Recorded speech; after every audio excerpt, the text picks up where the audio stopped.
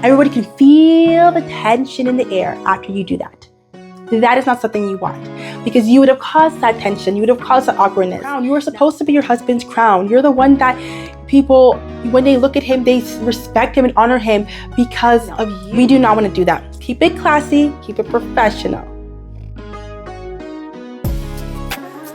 Happy December 1st, ladies. We are officially in the Christmas holiday season, which for me is my favorite time of the year. I just love the sparkly, colorful decorations, the lights, especially when it's like really dark and very early. Just having those lights in the house and outside the house, and then the music is always so happy and joyful. I love everything about the holiday season. So with the beginning of this holiday season, although on a side note, for me, it kind of starts like the end of October, but we won't get into that discussion today. There's going to be lots of parties, lots of events that's going to happen. And there may be a holiday party or Christmas party that may be hosted by your husband's workplace. Or maybe it's not your husband, maybe it's just somebody that you are seeing right now, and they chose you to be their plus one. So there are some things that we want to consider. I put a list of do's and don'ts that we want to think about, that we want to have in our back pocket as we are heading towards these festives. Anyways, yeah, so it's not time to party yet. It's not time to celebrate yet. First, let's have this chat. Let's get right into it. The first do is to dress beautifully and appropriately. You want to make sure that you know what the dress code is. Is it casual? Is it business casual? Is it semi-formal? Is it formal? You want to know what the dress code is so you know how to dress. There's almost nothing worse than to go somewhere and realize that you are either overly dressed or underdressed.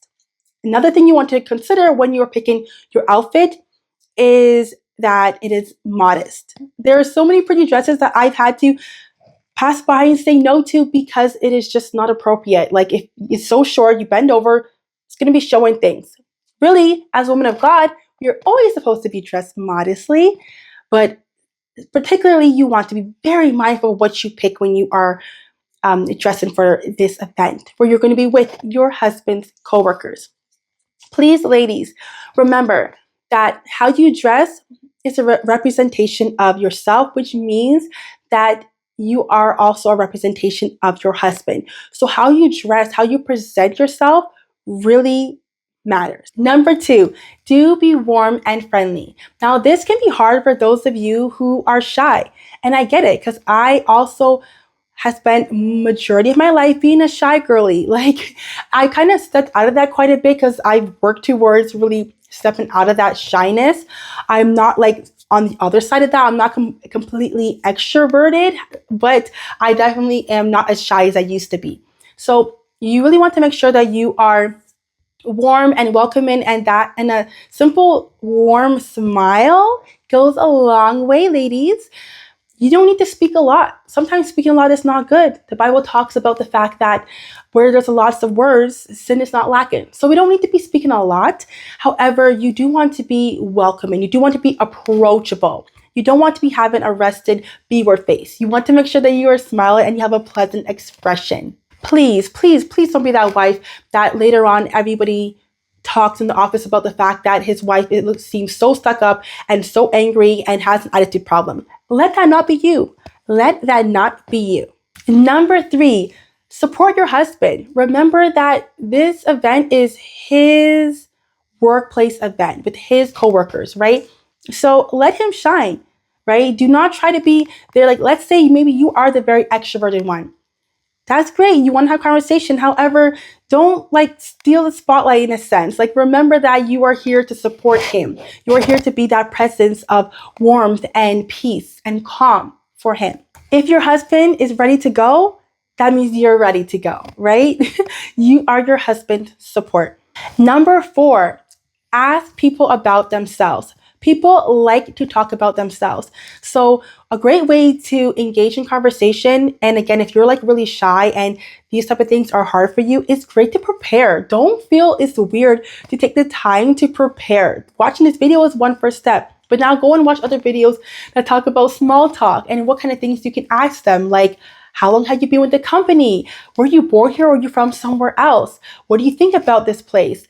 How are you enjoying your role and your position? Like, what do you like about, what do you not like about it? These are nice, lighthearted conversation that can get conversation going and still keep the conversation light. Along the lines with that is to keep conversations positive, right? This is a Christmas party. It's about joy. We do not want the horrible, sad stories. We do not, no, keep the conversations light and positive. The next do is to make sure that you are speaking positively about your husband. When the opportunity arises, I'm not saying to go and be like awkward and just randomly start like, my husband is so amazing because such and such and such. No, like if the conversation just ends up being in that time or position, or I don't know, they ask a question, whatever it is, make sure that you are speaking positively. You're not talking about the fact that he leaves his socks on the floor. You're not talking about the fact that, he forgets to call his grandma on Christmas unless you tell him to. No, we're going to speak positive about your husband. You want to affirm him and speak about his strengths, but in a very humble way, right? Because we don't want to come across as boasting and just make it weird. Okay, now let's talk about some don'ts. For those of you who do drink, do not drink too much. This is so important. Please, maybe one glass of wine, to the most.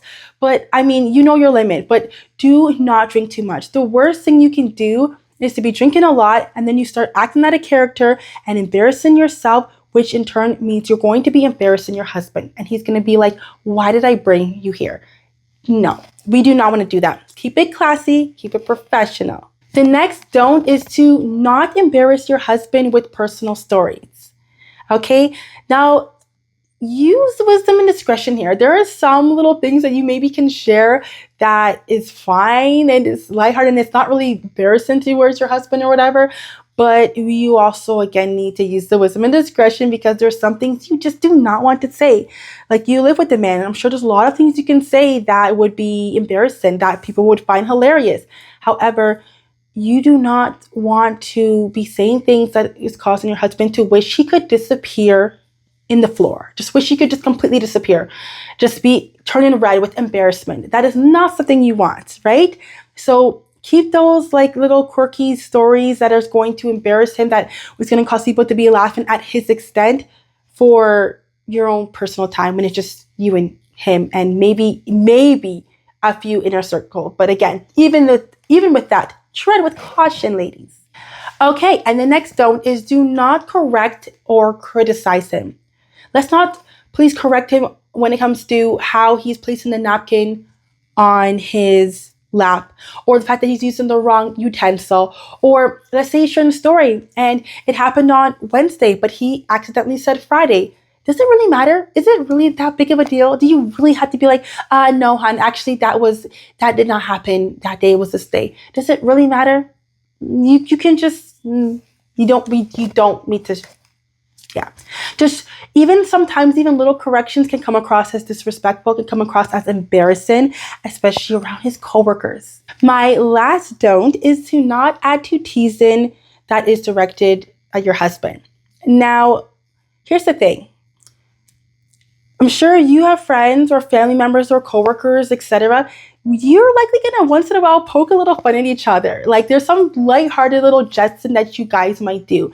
And his coworker may do that towards him. So you, as his wife, as his crown, as his support, should not be adding into that. Add into the jokes, Yeah, you're right. I know he's such a buffoon. There's this one time when, again, like this kind of goes with the whole sharing personal stories thing. But yeah, you do not want to be doing that. However, one thing you also don't really want to do is take something that's very lighthearted and people are just giggling and it's really not anything that deep and make it into a very awkward, tension-filled situation. What do I mean by that? Okay, so here's an example of something that actually happened in real life.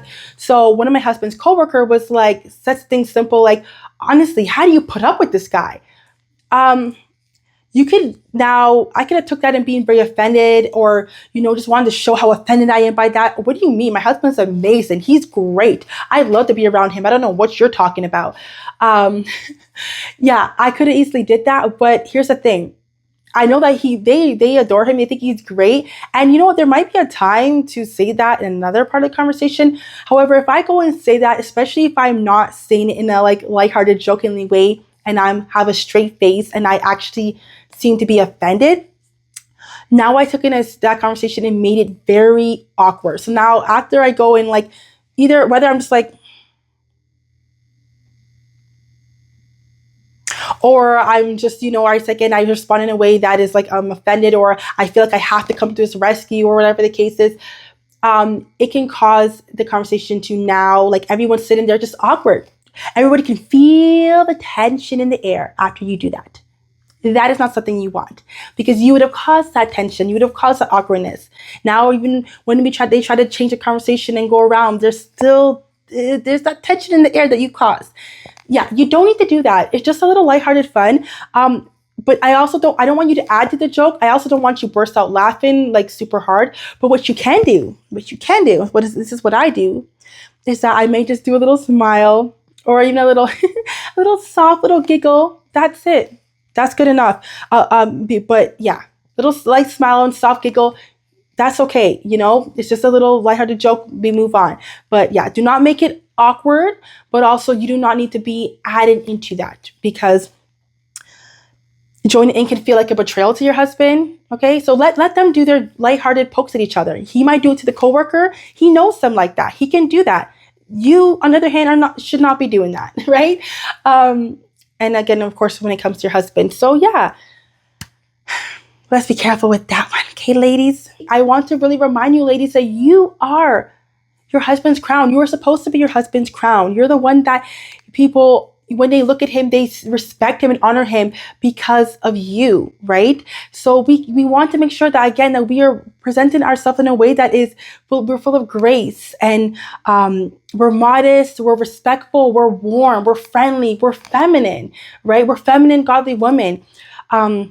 That shows kindness and warmth to everybody, right?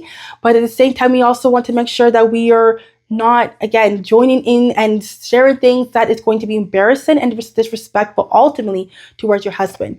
Please, just because they may be laughing, even your husband's laughing, doesn't mean that your husband is not inside just again, wanting to disappear, just go through the floor, just completely disappear. We don't want to be the cause of that, right? We want that at the end of the day, they speak well of us to the best of our ability, because some people are just haters. And no matter what you do, they're going to speak negatively or whatever because they're jealous or they're whatever. That happens, but it shouldn't be because of anything that you actually said or did wrong. Okay? So guys, now it's time to go ahead, enjoy the holiday parties, the Christmas events, have a great time, but do it, ladies, with class. Okay? Thank you so much for watching. Until next time, sparkle like the gems of wisdom that you got. Bye-bye.